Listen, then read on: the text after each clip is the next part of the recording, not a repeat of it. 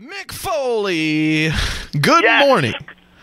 How are you guys out there in Big Sky Country? We are fantastic, man. How are you? Where's home base for you? Are you L.A., New York, Alabama? Where are you at? I'm a Long Island guy. Okay, right Long on. Island guy. It's been a long time since I've been out in Billings. That's for sure. You've been here before, though? You've made it out here? I have. You know what? Believe it or not, the last time I was out there was 1987.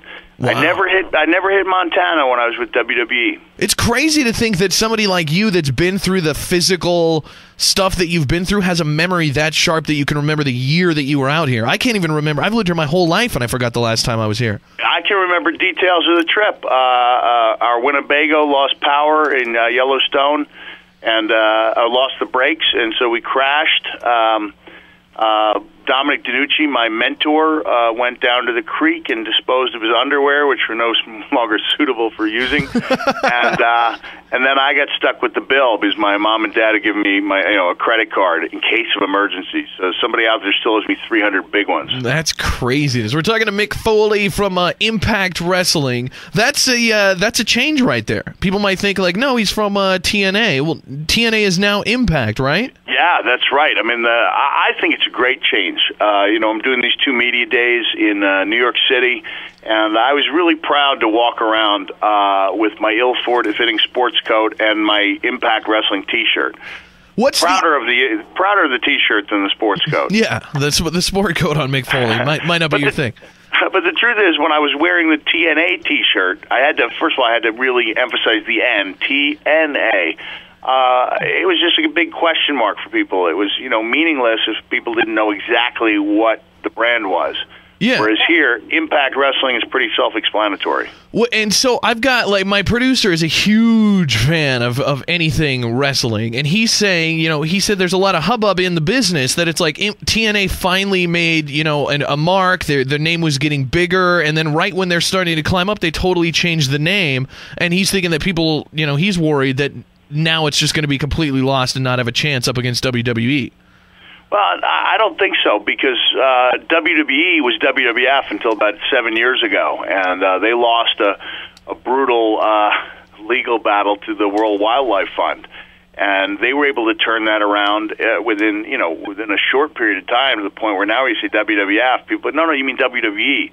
So, rebranding takes some doing, which is part of the reason I'm on with you guys here today. Mm-hmm. Just letting people know it's out there. And I think people are going to come around to Impact Wrestling pretty quickly. Yeah, I agree with you. My producer doesn't know what he's talking about, but one other question he wanted to ask is he's a big Edge guy. You worked with Edge a lot back in the day. Any word on his retirement? Anything to say about that?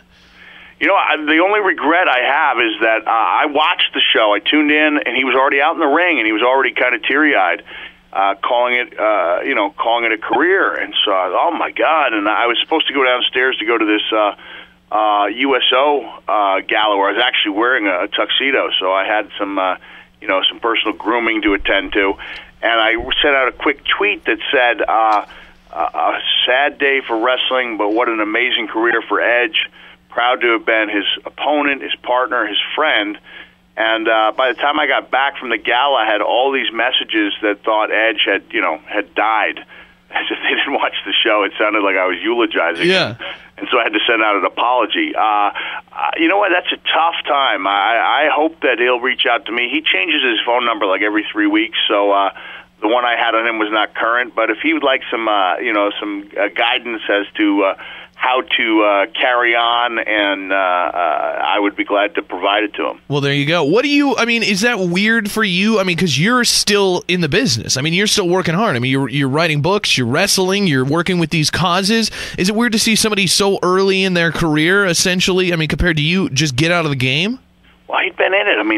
He'd been in it for 16 or 17 years, and he'd wrestled a incredibly physical style. He'd had the severe neck injury years earlier, and that's the one that ended up catching up with him.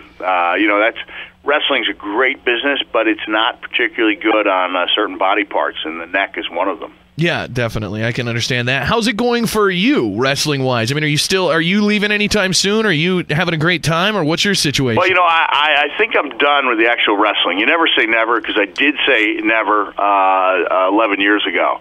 And then as late as October, I was still engaged in a match.